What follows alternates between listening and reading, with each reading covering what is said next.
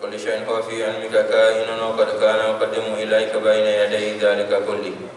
أستغفر الله العظيم الذي لا إله إلا هو الحي القيوم وأتوب إليه. أستغفر الله العظيم الذي لا إله إلا هو الحي القيوم وأتوب إليه. أستغفر الله العظيم الذي لا إله إلا هو الحي القيوم وأتوب إليه. أعوذ بالله من الشيطان الرجيم. بسم الله الرحمن الرحيم. الحمد لله رب العالمين الرحمن الرحيم مالك يوم الدين. إياك نعبد وإياك نستعين. صراط المستقيم صراط الذين أنعمت عليهم غير المغضوب عليهم ولا الضالين. آمين. سبحانك لا علم لنا إلا ما علمتنا إنك أنت العليم الحكيم. رب اشرح لي صدري ويسر لي أمري واحلل عقدة من لساني يفقهوا قولي. اللهم إني أسألك وأتوجه إليك بنبيك محمد صلى الله عليه وسلم نبي الرحمة. يا سيدنا يا محمد إني أتوجه بك إلى رب أن يكشف عن بصري وبصيرتي، اللهم فشفعه فيا. اللهم نور قلبي بنور معرفتك وهدايتك حتى أفهم ما أقول ويرحم ما أقول وينتفع ما أقول. قال المصنف رحمه الله تعالى ونفعنا بعلومه. آمين. Bismillahirrahmanirrahim. Kita sambung kitab kita lagi pada muka surat 25 tu. Kita sebenarnya duduk pada baris yang ke-6. Baris yang ke-6 daripada atas tu. Tapi kita baca mula daripada baris atas lah. Itu lagi mudah sebab dia kait sama-sama.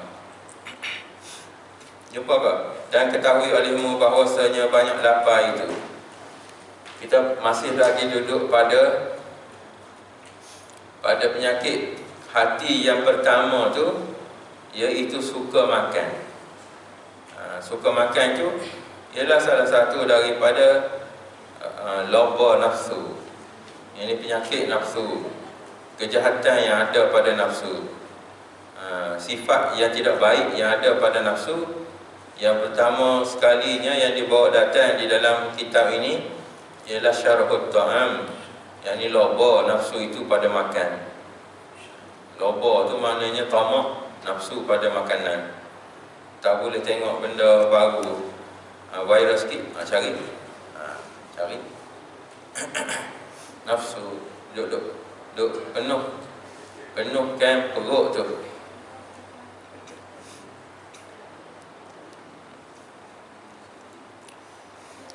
Dan ketahui olehmu bahawasanya bagi lapar itu, ni lawan bagi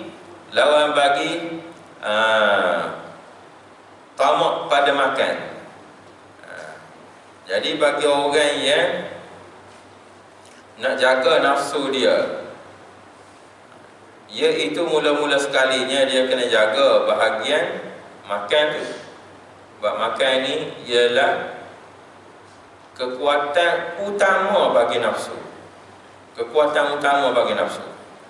Apabila perut kenyang, datanglah sifat-sifat yang tidak baik yang lain. Kalau perut itu lapang, datang pula sifat-sifat mahmudah yang lain. Jadi sebab bagi kenyang dan lapar perut itu jadi sebab bagi seorang itu nafsunya molek ataupun tidak molek. Di situ asal dia perut tu.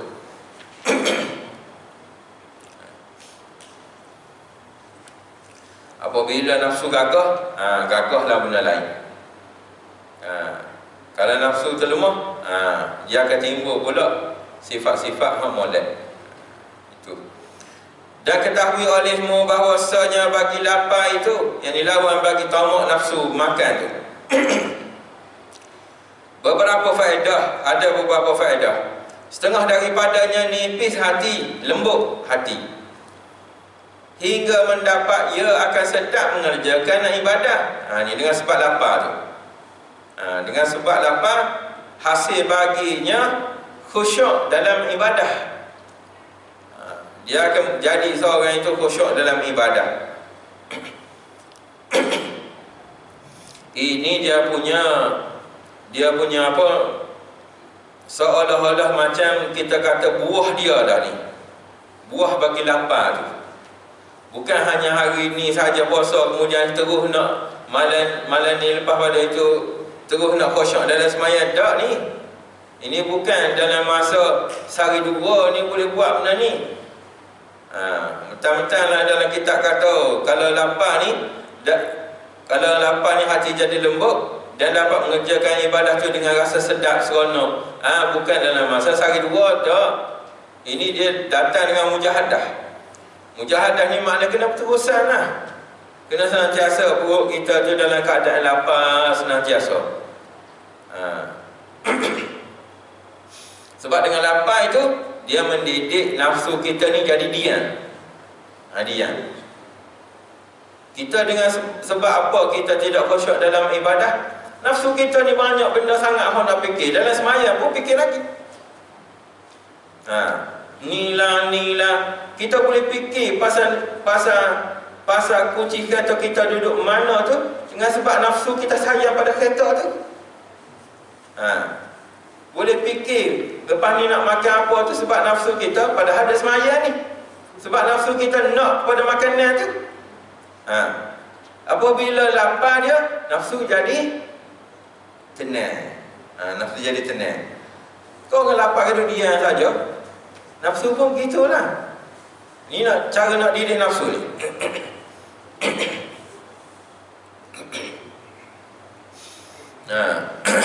Nak boleh jadi tenang betul-betul nafsu ini, istiqamah di dalam lapar. Kena istiqamah dalam lapar.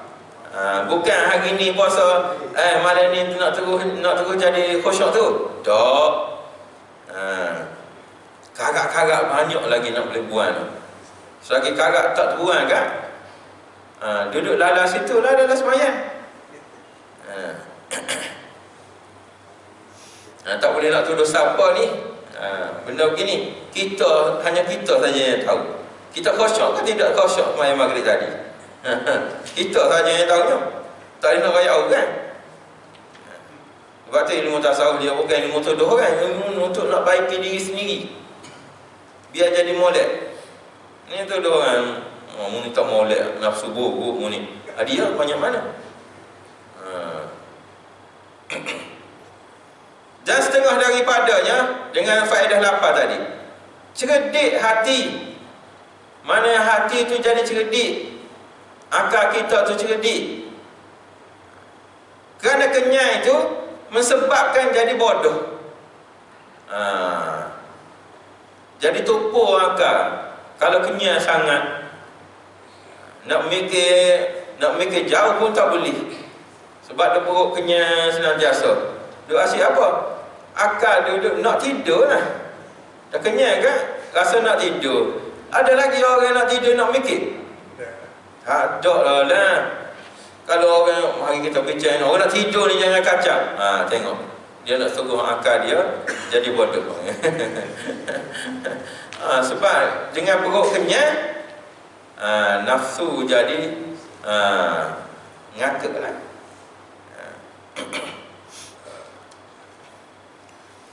Dan setengah daripadanya daripada faedah lapar tu, memecahkan keinginan mengerjakan maksiat. Memecah tu maknanya menghindarkan kita, menjauhkan kita, keinginan kita tu daripada mengerjakan maksiat. Tekad hati kita nak buat jahat, tapi apabila nafsu jadi lemah, akan jadi lemah belaka.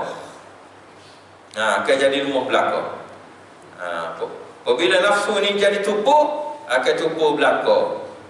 Nafsu ni memang kerja dia nak pada benda yang jahat. Inna nafsa la'ammaratun bisu', Tuhan kata dalam Quran. Sungguhnya nafsu itu sangat menyuruh, sangat nak menghendaki, sangat ingin kepada perkara-perkara yang buruk. Maksudnya sangat membawa manusia itu kepada yang buruk-buruk. Benda yang dia nak tu. Kebanyakannya Tuhan larang benda yang nafsu nak. Apabila nafsu kita kuat, nak ni, dia tak kira dah syarat Tuhan lah ke mana. Syarat kata setakat ni saja. Apa ni?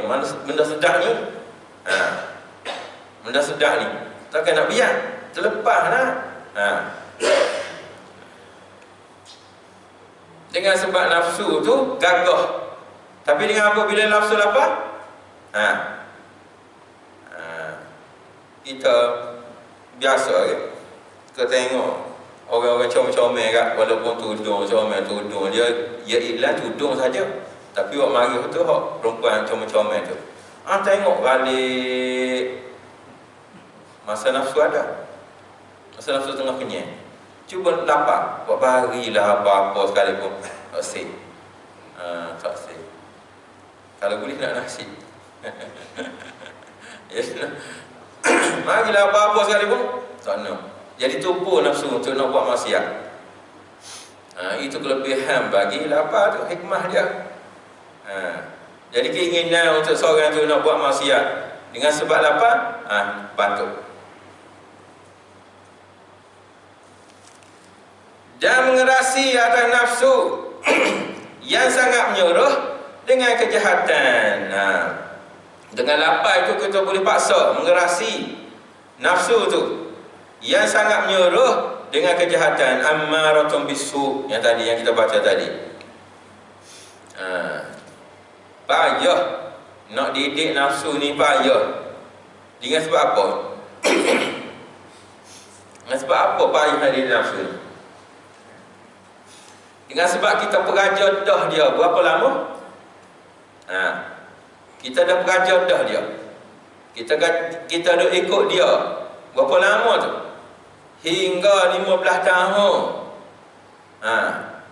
Itu kita ikut.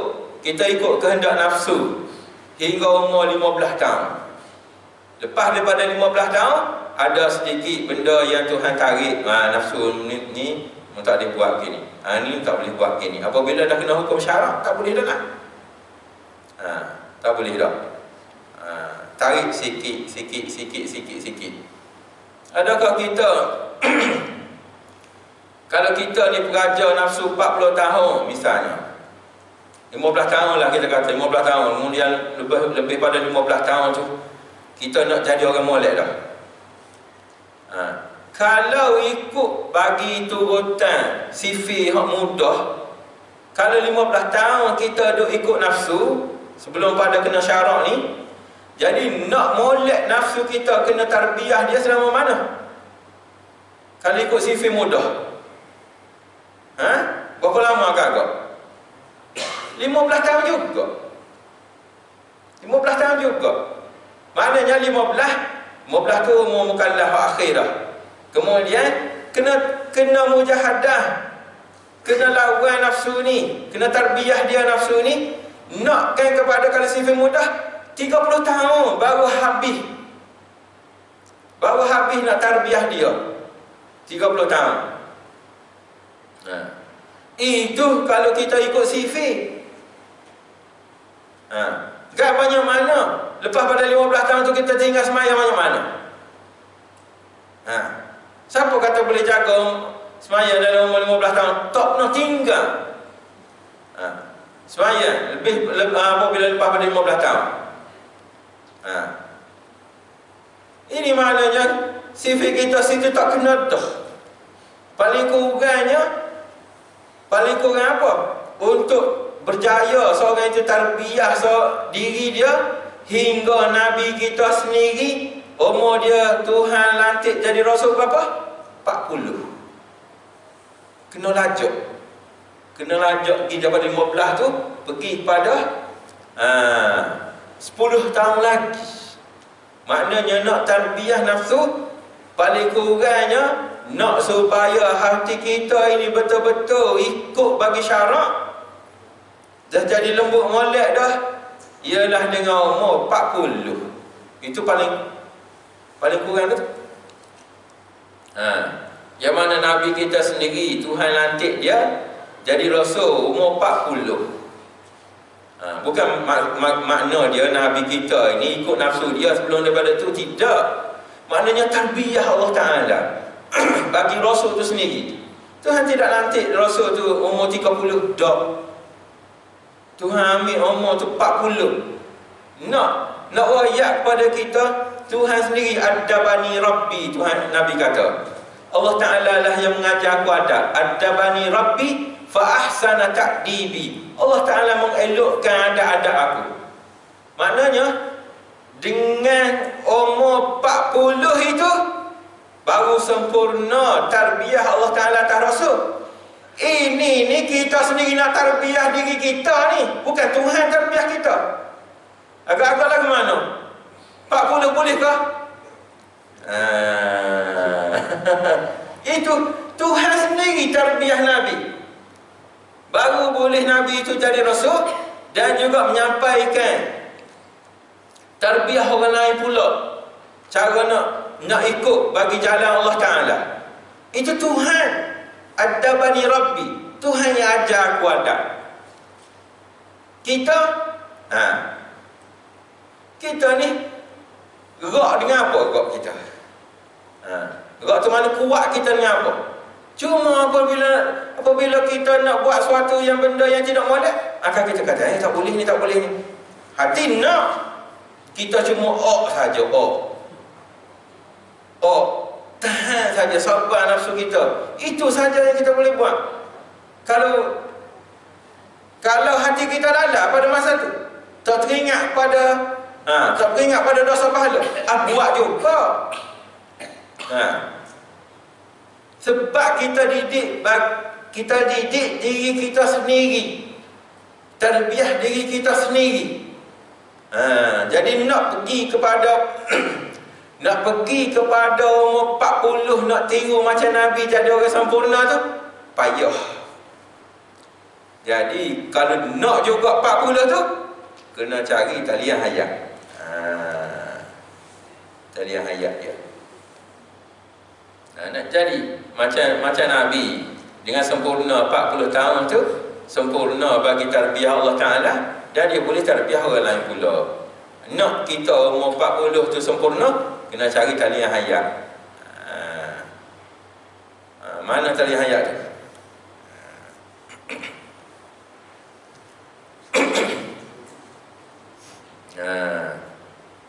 Itulah setengah dari orang panggil sebagai kena buat amal dengan apa-apa zikir dan wirid-wirid yang kita ambil daripada guru-guru yang dia jadi sebagai murabbi ataupun orang yang mentarbiyah bagi kita. Kita tak boleh nak tarbiyah bagi diri kita sendiri, tak boleh. Tak boleh. Kena ada orang tengok kita. Kena ada orang tengok kita. Kena ada orang ajar kita. Hak mana, hak ubat, hak mu kena makan, hak mana. Kena ikut jalan tu.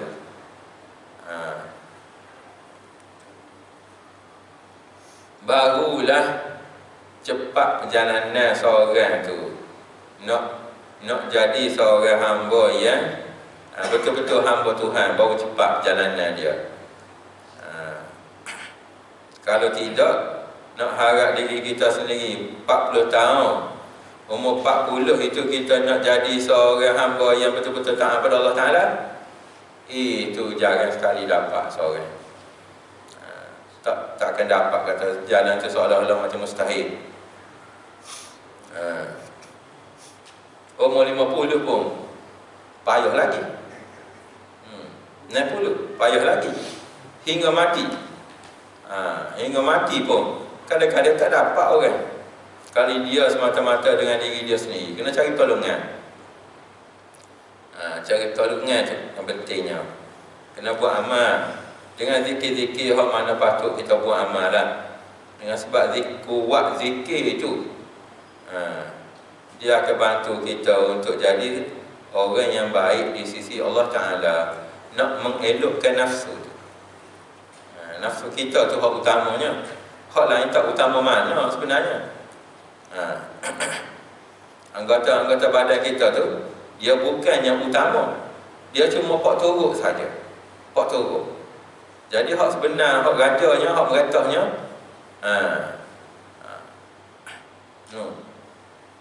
hati tu. Hak lain cuma wayar kulit saja. Wayar kulit. Yang bergerak-gerak di layar tu. Cuma kulit saja, bukan orang betul tu. Hak betulnya ni untuk dalam dia, nak pegang. Untuk dalam dia. Main betul-betul wayar kulit. Orang sini tak pernah tengok wayar kulit kau?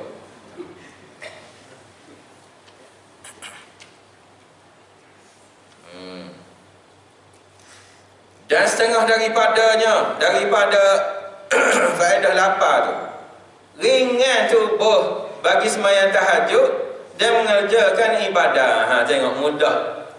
Tengok puasa. Kan mudah, kita nak bangun tu mudah. Ringan tubuh kita. Dengan sebab apa? Dengan sebab siang hari itu kita tidak makan. Dan pada waktu maghrib, masuk maghrib tu makan ala qadar sajalah. Ala kadar saja. Cuba banding waktu tidak puasa dengan waktu puasa. Mana ringan tubuh, mana sedap dalam buat amal. Mana kita rasa lebih senang buat amal. Tentulah waktu puasa tu. Sebab apa? Itu faedah bagi lapar tu. Dengan sebab lapar itu, tubuh kita ringan untuk buat amal. Bangun buat amal ringan. Kalau kenyang, berat, tubuh jadi berat.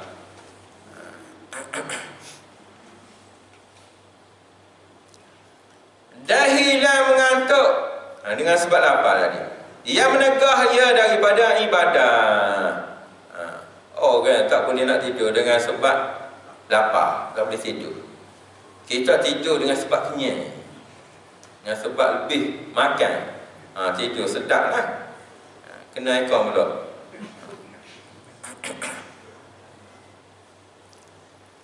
Dan setengah daripadanya daripada faedah lapar tu, memada dengan sedikit daripada harta. Qanaah orang panggil. Memada sedikit harta pun tak apalah. Kalau orang ni dia orang yang suka makan, nak kena cari harta banyak, duit banyak, nak makan ni. Jadi apabila nak kena cari harta banyak, nak kena kerja banyak. Apabila kerja banyak, amal lupa. Dia ingat ke harta, hilang ingat pada akhirat. Jadi sebab nakkan kepada banyak makan tu, kena cari harta. Kena cari harta.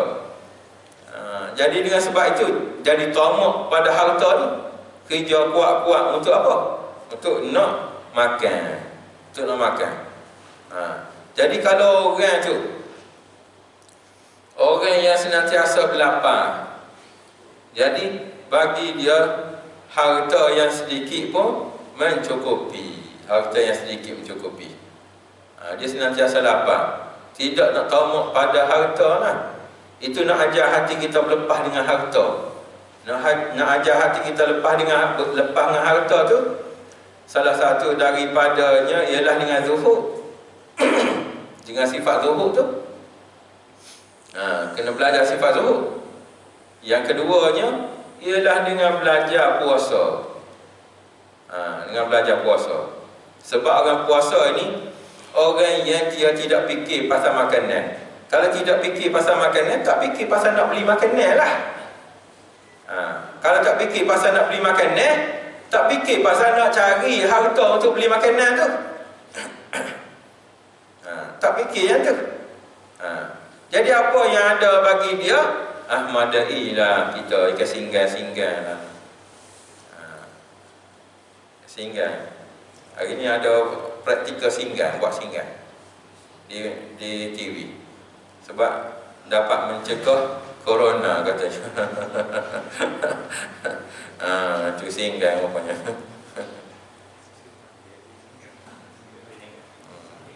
Masuk singgah tu lah.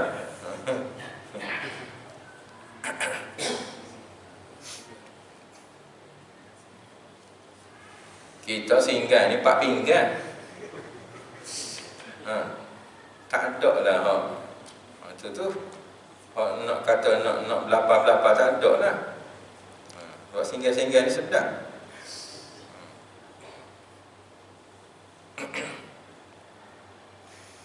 Ada pun kenyang itu. Tadi lapar. Ada pun kenyang itu, maka ada padanya beberapa kebinasaan. Pertama, ketiadaan sedap mengerjakan ibadah. Kalau perut penuh kan, kalau semayang, faham sendirilah. Perut penuh, jadi duduk tak selesa, berdiri tak selesa. Kemudian Tok Imam baca panjang pula. Masalah ni nanti. Perut penuh. Kedua, menambah keinginan nafsu. Jadi kuat nafsu. Nafsu akan jadi kuat apabila kenyang ni. Apabila nafsu kenyang, dia pun nak benda ni, nak benda ni, nak benda ni. Fikir banyak dah lah. Apa lagi hak boleh bawa sedak dia? Dia fikir hak boleh bawa sedak dia tu. Ketiga, dengan sebab kenyang tu, ketiadaan kasihan akan orang miskin. Tak ada rasa kesian pada orang miskin tu. Tak ada. Kerana apabila ia kenyang, nascaya menyangka ia akan sekalian manusia semuanya kenyang. Apabila dia kenyang, dia ingat orang lain pun kenyang jugalah macam dia. Bersalahan lapar. Kalau seorang itu lapar, maka ia sebab bagi kasihan belah akan orang miskin. Baru dia tahu, oh rupa-rupanya orang miskin ni kalau lapar begini rupanya. Baru ingat orang miskin. Kalau kita masa kita kenyang, dia ingat orang miskin. Jangan sekali berjumpa. Dia ingat sama-sama kenyang, tadi mau makan apa? Dia tanya, aku makan nasi Arab, mau makan apa? Dia tanya makan. Sebab dia makan ni.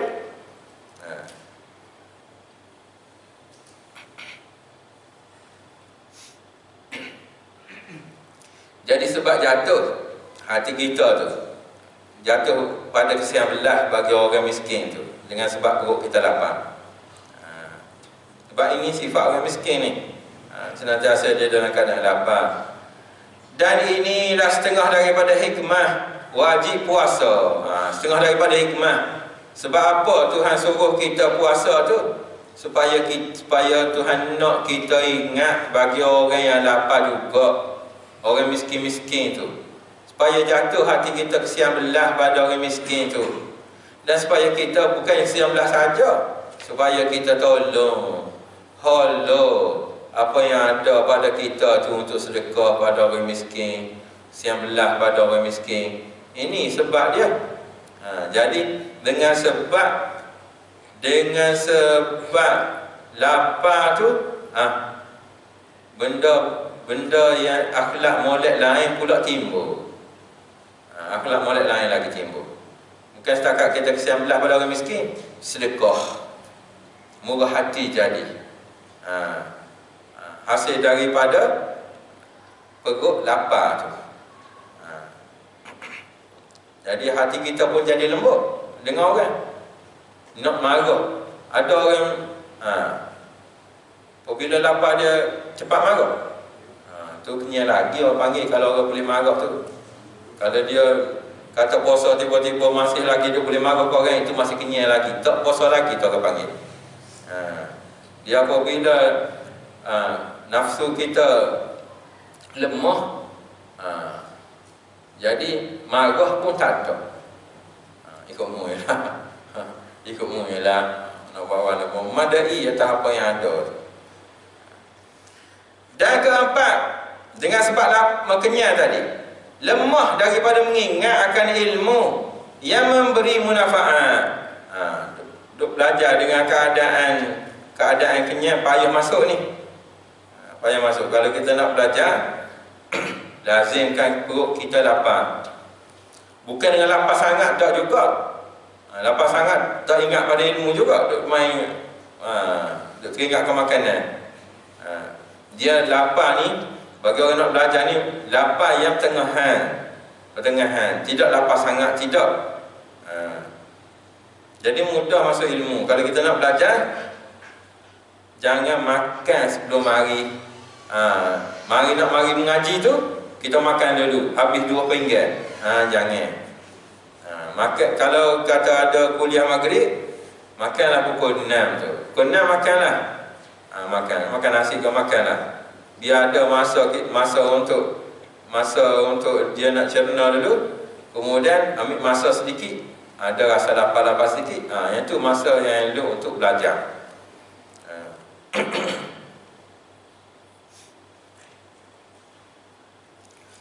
Kelima, bahawasanya orang yang sempurna iman itu pergi datang ia ke masjid, kepada masjid. Orang yang sempurna iman, keadaan dia duduk bolak-balik masjid. Dan orang yang banyak kenyang itu lagi datang ia kepada jamban.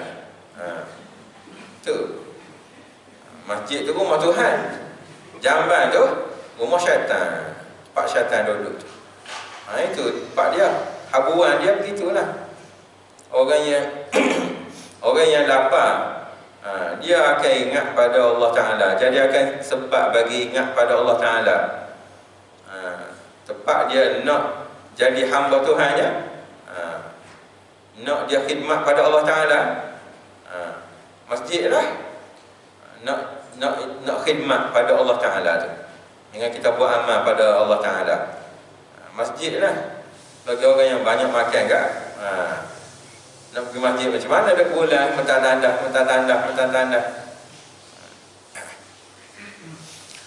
Maka jika engkau berkata, sungguhnya telah jadi kenyang itu adat bagiku.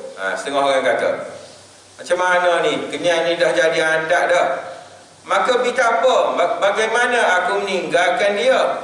Macam mana aku nak tinggalkan adat makan ni? Dah makan tu jadi adat bagi kita. Tak boleh lari daripada makanan. Macam mana kita nak tinggalkan adat tu? Nak jadikan adat kita tu berlapar pula. Macam mana? Ni dia buat soalan ni. Maka dijawab bahawasanya yang demikian itu mudah. Perkara tu nak jadi lapar tu, seorang tu nak tinggalkan adat dia, dia suka makan tu, dia kata mudah atas mereka yang menghendaki akan dia. Bagi orang yang tekad nak tinggal makanan tu, nak supaya dia lazimi dalam keadaan lapar, mudah. Katanya Tuhan pengarang kitab tu mudah. Mana? Bagi orang yang menghendaki akan dia. Kalau orang nak jadi, bagaimana? Adakah terus kita stop makanan, tak makan terus ke? Daripada duk adat lapar ni, kemudian kita terus stop makan, nak suruh lapar, gitu ke? Sehari 2 boleh dah. Pada seminggu 2 kali ganda nak makan.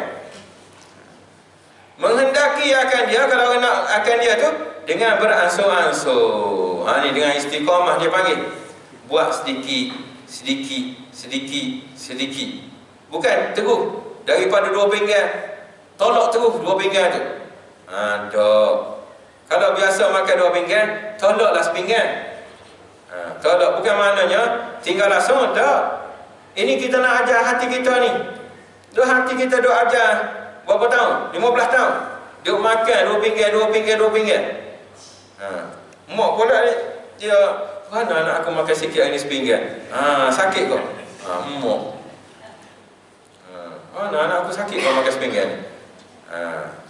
Tambah lagi. Ini masalah juga ni.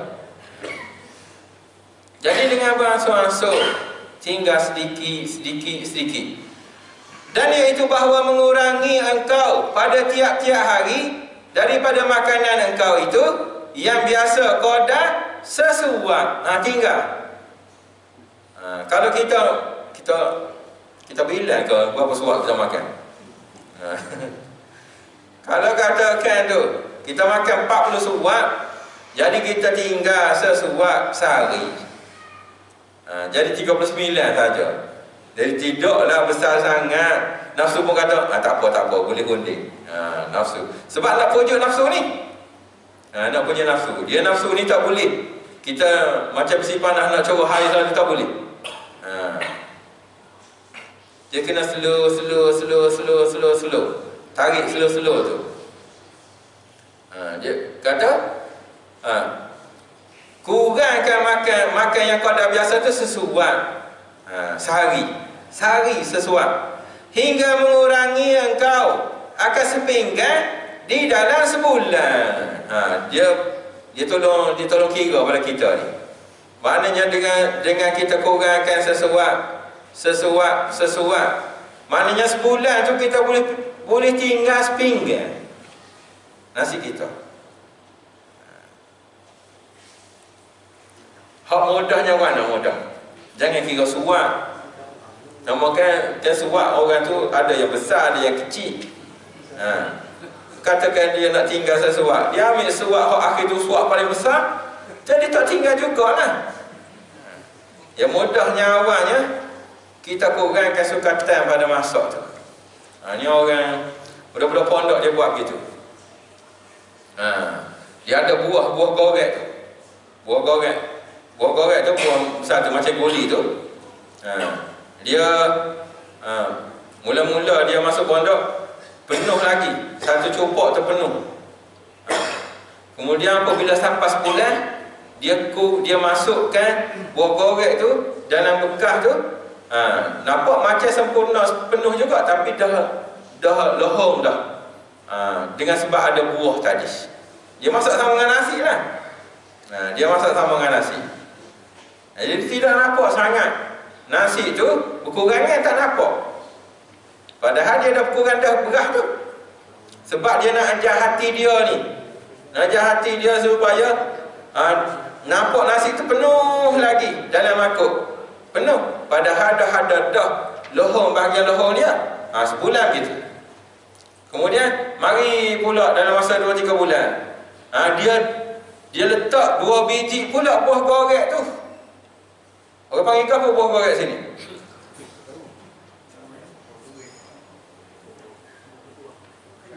Dia buah kerah. Bukan buah kerah. Buah kerah hancur dalam nasi kan? Jadi sedap nasi pula.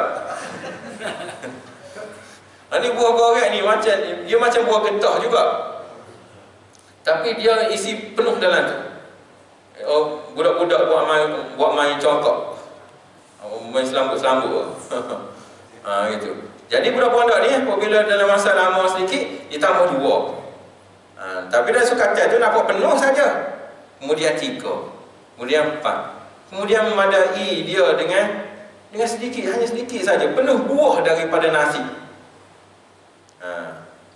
Buah tu dah penuh dah. Yang isi pada ruang-ruang dia tu, itu buah-buah tu. Apabila dia masak sekali dengan buah gorek semua, akan keluarlah nasi, tapi tidak banyak. Jadi perut dia yang dia latih lama-lama pun dah memadai dengan makan nasi sedikit tu. Lama-lama ambil masa lah. Ambil masa 2-3 tahun juga untuk nak jadi orang yang makan dengan tak makan tu sama banyak saja. Tak kisah makan kau tak makan kau sama banyak. Sampai masa belajar, dia boleh belajar sama macam orang lain saja. Dia cara budak-budak pondok, tok guru tarbiyah gitu. Tok guru ajar, jangan makan banyak sangat buah ni. Bubuh. Yang tu budak gemuk pergi pondok balik jadi kurus tu kita lah. Demok kau tak bagi pergi pondok. Berapa tu guru tak boleh makan. Kita. Padahal nak ajar nafsu supaya mudah, nak kawan nafsu mudah, dan juga nak ajar supaya dia cerdik belajar tu. Duduk rumah dia makan banyak, tu sebab jadi bodoh tu. Tak ada hak dalam peti membuka lah makan agak bawah ada. Tak ada kata Boleh buka peti pada masa ni saja.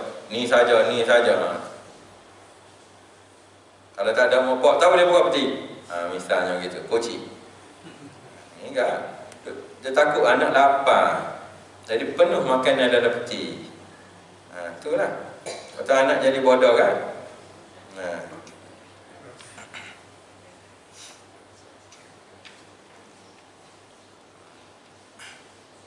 Kita pun tak dikawal juga anak kita. Sama je. Jangan kata jangan buka. Jangan harap masa tak ada kan, dia buka. Maka tiada nyata bagi bekas mengurangkan itu pada diri engkau. Maknanya tak nyata sangat, bukan secara drastik tidak kita kurangkan makanan ni. Nak mengajar nafsu kita ni memadai dengan sedikit. Nak ajar supaya perut kita ni senantiasa dalam keadaan lapar. Jadi kita kurangkan sehari dengan sesuap tu. Sesuap kurangkan sedikit. Dia kata maka tiada nyata bekas mengurangkan itu, tak nyata sangat kurang nasi kita tu pada diri engkau, pada diri nafsu kamu lah. Tak nyata sangat. Nafsu kata tak apalah, sesuap saja, apalah sangat sesuap tu. Nak ajar nafsu ni, nak pujuk nafsu. Dan jadilah mensedikitkan itu jadi adat engkau pula. Dulu makan banyak. Dia kata aku dulu adat aku suka makan. Sekarang ni jadi sedikit makan itu jadi adat kita. Dengan sebab kita berkurangan sedikit kita kurang tu dalam keadaan istiqamah. Jadi keadaan istiqamah itulah mengajar manusia untuk nak didik hati dia. Apa-apa saja sebenarnya dengan istiqamah kita boleh didik hati kita ni.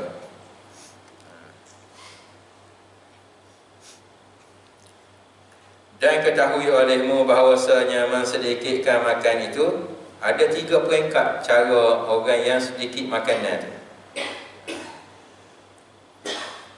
Nak baca lagi ke? Baca lagi. Yang dah sebab sebulan sekali kita jumpa kan. Dan ketahui olehmu bahawasanya mensedikitkan makan itu ada 3 pangkat. Cara orang makan ni sedikit-sedikit ni ada 3 pangkat. Pertamanya pangkat siddiqin, orang yang benar-benar, orang yang benar dengan Allah Ta'ala. Iaitu mana? Iaitu menyimpankan atas qadar yang memelihara badannya daripada binasa. Dia cuma makan untuk nak peliharakan badan dia tu daripada binasa. Dia cuma makan sedikit saja, dengan qadar sedikit tu untuk pelihara badan dia saja. Dengan sebab apa tu? Dengan sebab sedikit dapat jaga badan dia itulah dapat dia buat ibadah pada Allah Ta'ala. Itu. Bukan maknanya dia makan sedikit tu semata-mata untuk supaya dia tidak mati. Tak. Dia makan itu supaya badan dia itu larat untuk nak buat amal pada Allah Ta'ala. Begitu. Dan iaitu qadar yang ditakuti. Dengan sebab kurang daripadanya akan binasa akal dia. Kalau kurang lagi daripada tu akan jadi gila dia. Atau mensebabkan bagi mati dia. Kalau kurang daripada makanan tu akan sebab bagi mati dia. Ini derajah pertama, derajah orang yang pertama tu. Macam yang Nabi kata lah, hasbal mar'i luqaimatun liyuqimna sulbah. Cukuplah bagi seorang itu kalau makan dia tu dengan beberapa luqaimat, beberapa suapan sahaja. Beberapa suapan yang kecil. Liyuqimna sulbah, supaya dapat diri tulang belakang dia ni. Dia dapat diri tulang belakang dia dapat buat amal. Tu cukup dah. Beberapa suap saja Nabi kata cukup dah untuk tulang belakang kita ni gagah, kuat dan boleh kita buat ibadah. Ni orang siddiq gitu. Bila keadaan dia lapar dan tak larat dia makan sedikit pula, luqaimat pula. untuk dia boleh bangun buat ibadah. Apabila dah tak larat sangat dah, dia makan sedikit pula luka imat tadi. Itu. Yang kedua, bahawasanya terpada ia dengan setengah cupak tiap-tiap hari. Setengah cupak saja tiap-tiap hari. Cupak bukan cupak besar tu, cupak bagian kecil saja. Cupak kecil saja. Kan ada, kalau kita beli beras kan ada cupak dia kan? Setengah tu. Setiap hari. Macam mana tu? Setengah cupak tiap-tiap hari. Itu yang kedua. Dan iaitu memenuhi sepertiga perut. Setengah cupak tu sebenarnya cukup bagi 1/3 perut kita.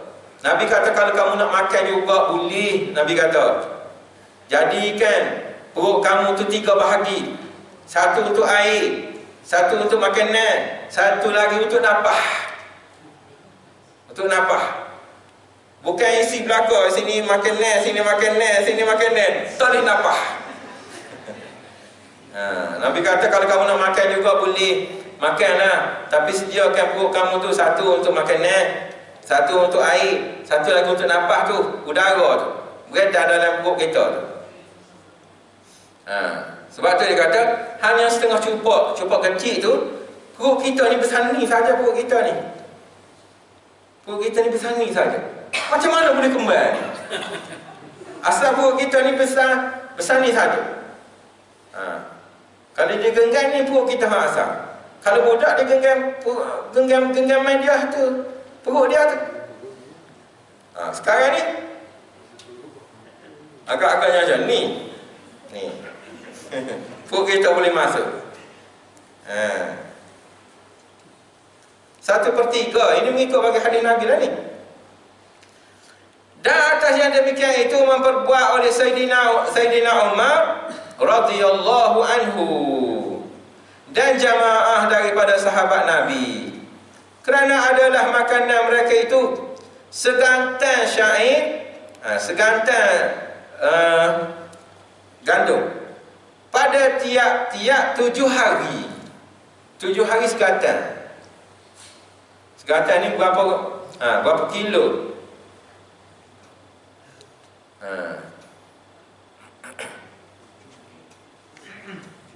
Berapa cupak segantan tu? 4 cupak. 4 cupak segantan. Yang maknanya segantan dia tu 7 hari. Bahagilah. Yang ketiga, bahawa memadakan secupak tiap-tiap hari. Ini yang paling banyak dah ni. Dia secupak tiap-tiap hari. Secupak kecil tu, setiap hari secupak. Dan apabila melebihi akan yang demikian itu, kalau lebih lagi daripada secupak, maka iaitu bersekutu dengan orang kebanyakan dah. Tak jadi orang yang jaga makanan dah lah. Jadi macam orang biasa dah kalau lebih daripada secupak tu. Dan masuk di dalam membanyakkan makan. Dah jadi orang tu orang yang banyak makan dah. Tidak lagi orang yang mensedikitkan makanan. Ada pun mensedikitkan makanan. Ini lain pula. Ada pun mensedikitkan makan dengan ditilik kepada masa. Ini bagi orang yang nak jaga makanan, nak sedikitkan makanan dia, nak jaga mengikut masa tu macam mana? Yang tadi mengikut bagi sukatan. Yang tadi mengikut bagi sukatan, yang ni nak jaga mengikut bagi masa. Macam mana kalau kita nak tiru orang yang senantiasa berlapar ni dan dapat faedah lapar tu? Maka iaitu 3 pangkat juga dia kata. Yang lebih tingginya, yang paling tingginya, bahawa lapar ia 3 hari atau lebih. Jangan makan dia 3 hari atau lebih. Artinya tiap-tiap 3 hari atau lebih sekali makan. 3 hari baru sekali berjumpa nasi ni.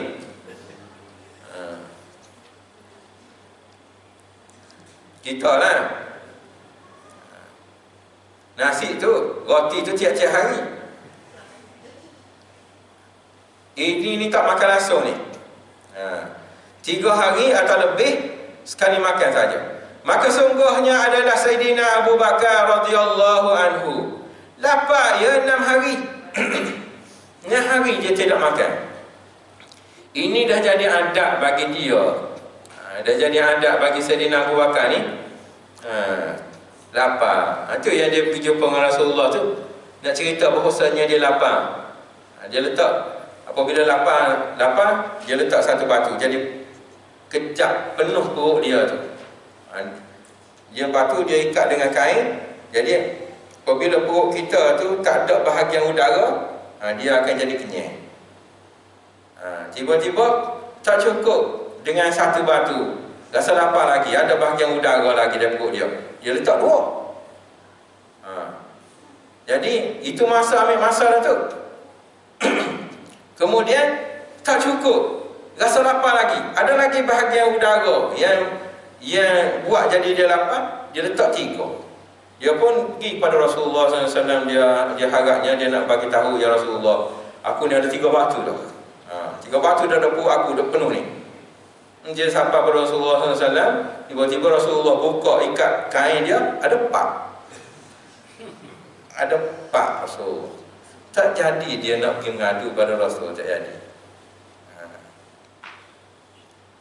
Itu Nabi dia nak ajar umat sebenarnya supaya sabar dengan lapar tu.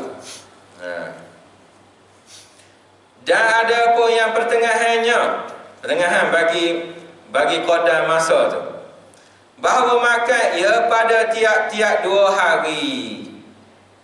Tiap-tiap 2 hari baru makan sekali. Dan yang lebih rendah, bahawa makan dia tiap-tiap hari sekali saja ni. Sekali, bukan 3 kali ni. Kita 3 kali. Makan pagi, pukul 10 tu makan pula, pukul 1 makan, pukul 4 makan, 8 makan, pukul 10 lepas ni makan. 5 kali. Ada pun mereka yang makan 2 kali pada tiap-tiap hari. Tak lawan lagi. Kita 3. Maka tiada ada baginya kelakuan lapar sama sekali. Kalau 2 kali makan sehari, tu orang tak panggil orang lapar dah. Dan adalah ia meninggalkan kelebihan lapar. Wallahu a'lam. Ini cara untuk nak didik nafsu tu. Lapar-lapar ni cara untuk nak didik nafsu. Nafsu kita akan jadi lemah dengan sebab tidak makan.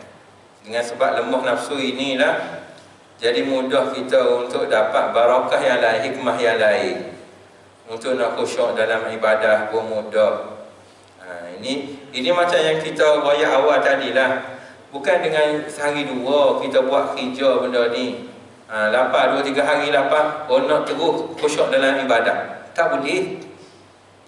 Dia kena berlamaan masa, lama masa tu. Jadi dalam keadaan lama masa itu, sambil kita didik hati kita tu jadi tambah baik, tambah baik, tambah baik, tambah baik. InsyaAllah nanti sampai pada satu masa mudah bagi kita untuk rasa seronok dalam ibadah tu, rasa seronok. Tidak lagi rasa macam apa ni, lama sangat ni, sembahyang lama, wirid lama, apa ni. Cuma orang tidak pasal ni. Bab yang kedua, ini bab bicara pada menyatakan sangat loba atas berkata-kata. Ini sifat nafsu juga yang kedua ni, iaitu sifat nafsu tu suka sangat bercakap-cakap. Kalau tak bercakap kan nampak bodoh saja. Macam mana tu? Dia nak jadi orang tu lebih banyak diam daripada berkata-kata. Tu baru kita nak ajar nafsu kita tu. Yang kedua, wallahu subhanahu wa ta'ala. Cukuplah sini kan, lapar ni. Baru saja kita pasal lapar. Ada soalan kah? Ustaz, kalau sehari puasa, sehari makan, sehari puasa Nabi Ayub. Boleh gitu. Sehari puasa, sehari lapar, sehari puasa, sehari lapar. Cuma jangan masa kita tak puasa tu kita kotor kita tinggal. Kotor. Sebab aku tak makan kemarin ni, aku makan 2 pinggan ni. Jangan. Itu dia niat ibadah itu ada 2 jenis niat ibadah. Satu, kita niat ibadah, kita buat ibadah ni kerana nak pahala. Satu perkara. Yang 2, kita niat ibadah ini kerana nak pada Tuhan tu sendiri. Dia beza ni. Dia beza amalan dua-dua ni. Yang orang tasawuf panggil satu amalan untuk hasanat pahala. Satu lagi untuk darajat, untuk nak dapat kasih pada Allah Ta'ala. Hingga kan orang tasawuf yang nakkan pada Allah Ta'ala, dia tengok amalan bagi orang yang nak pada pahala ni, dia kata apa? Inna hasanatil abrar